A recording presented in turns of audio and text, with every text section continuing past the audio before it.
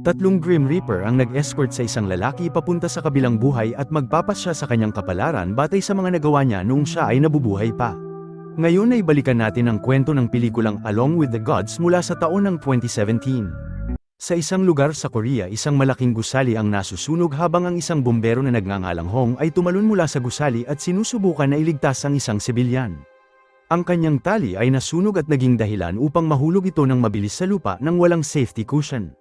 Ang kanyang buong buhay ay kumislap sa kanyang mga mata, ngunit nakakagulat ang lalaki ay nagising pagkatapos na mailigtas ang batang babae mula sa kamatayan nito.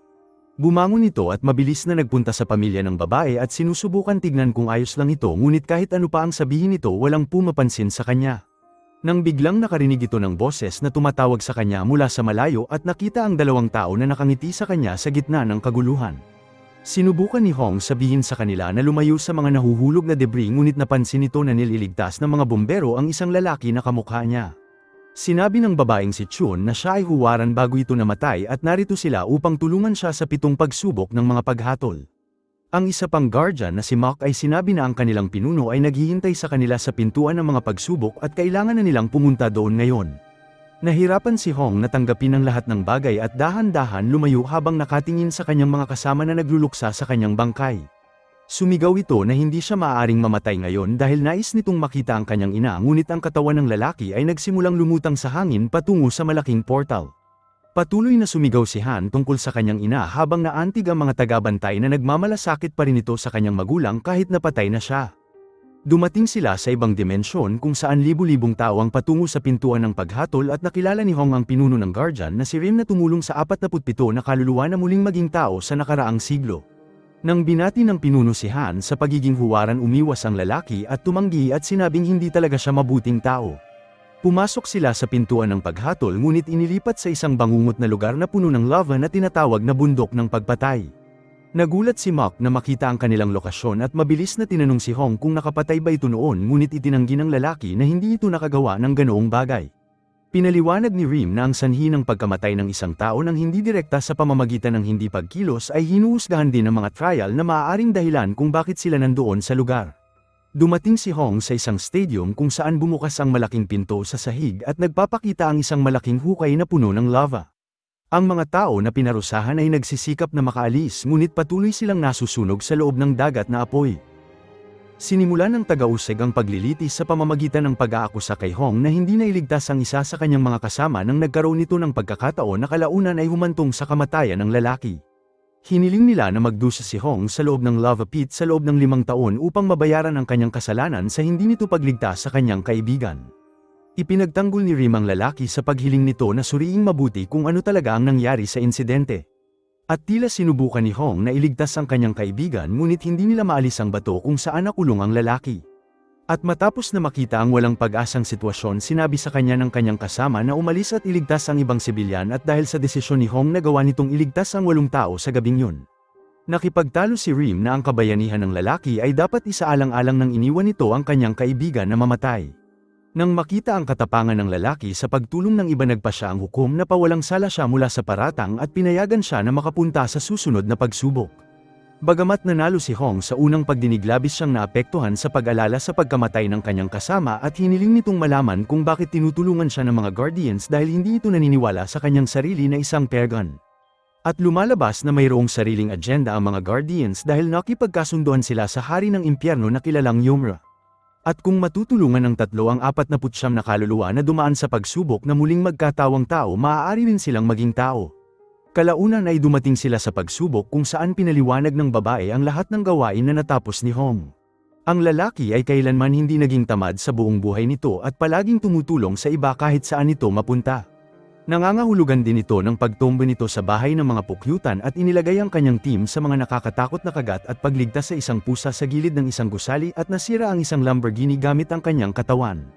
Ang hukom ay labis na naantig sa mga kontribusyon ni Hong, kaya inutusan nito ang mga taga-usig na agad magtayo ng rebulto bilang parangal sa huwaran.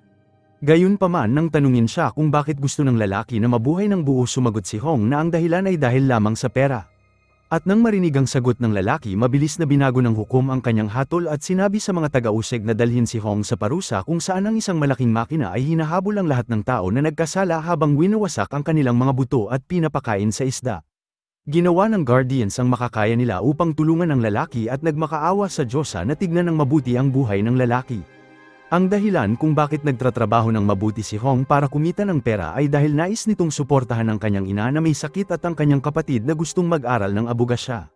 Nagtratrabaho ng mabuti si Hong at madalas nitong binabaliwala ang kanyang sariling kalusugan at ang kanyang pagnanais sa pera ay sa makatuwid hindi dahil sa pagiging makasarili.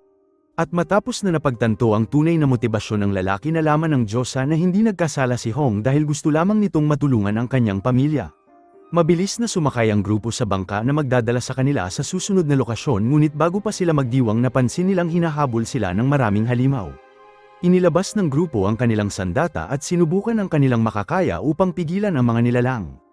Nagawa nilang matalo ang madami sa kalaban sa pamamagitan ng pagputol sa mga ito, ngunit kalaunan ay nahulog ang kapitan at halos nakabitin.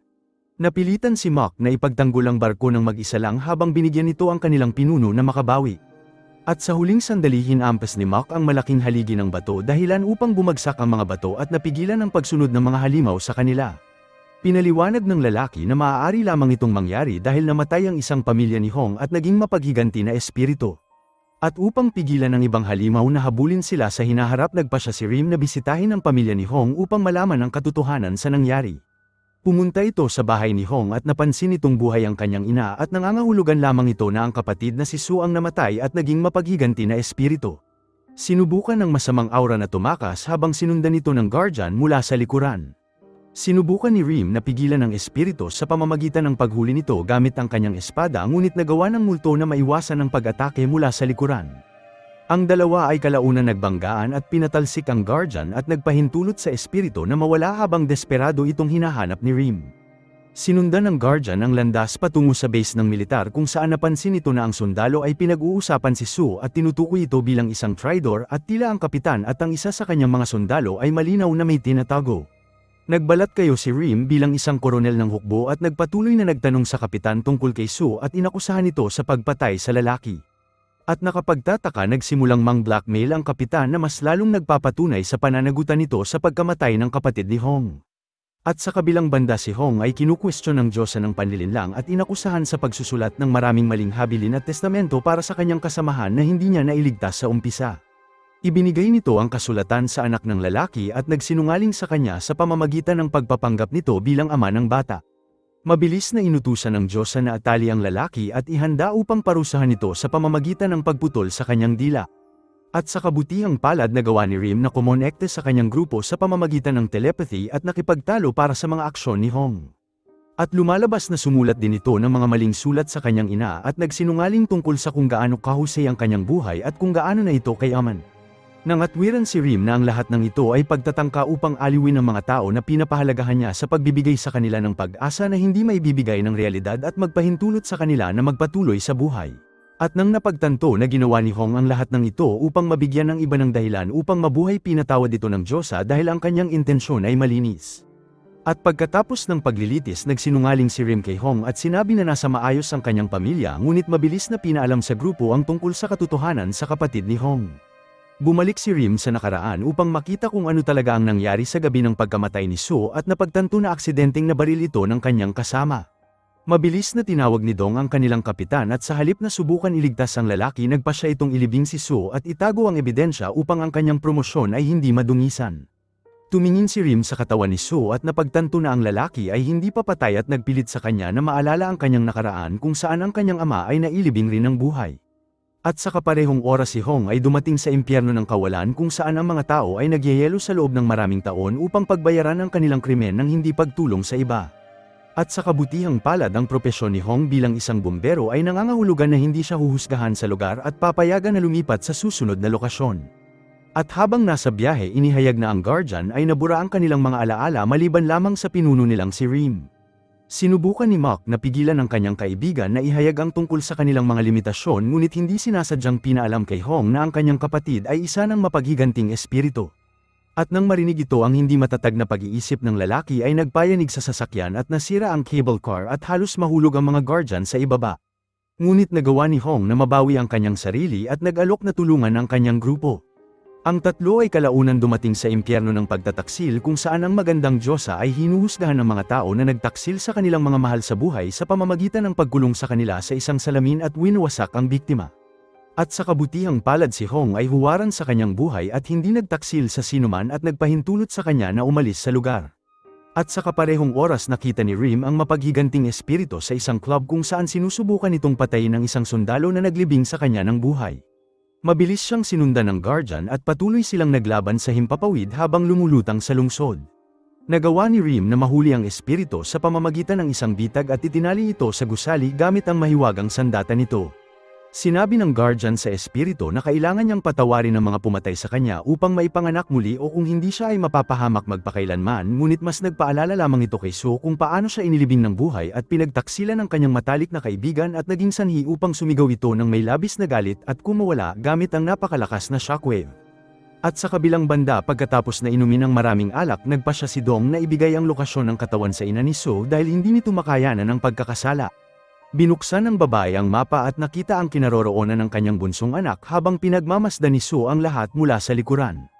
Ang mapaghiganting espiritu ay pumunta kay Rin at sinabi sa tagapangalaga na nagpasya na itong patawarin si Dong matapos na ibinigay ng sundalo ang lokasyon ng kanyang katawan. Nakiusap si Soo sa guardian na kumilos bilang isang daluyan upang makausap nito ang kanyang ina sa huling pagkakataon at nangako na pupunta ito sa trial pagkatapos. Kinausap ng espiritu ang lalaki at sinabi sa sundalo na pinapatawad na niya ito at huwag nang mag-aksaya ng mga luha sa isang bagay mula sa nakaraan. Samantala narating ni Hong ang impyerno ng karahasan at nakita ang isang higanteng butas kung saan dapat itong tumalon upang maabot ang trial.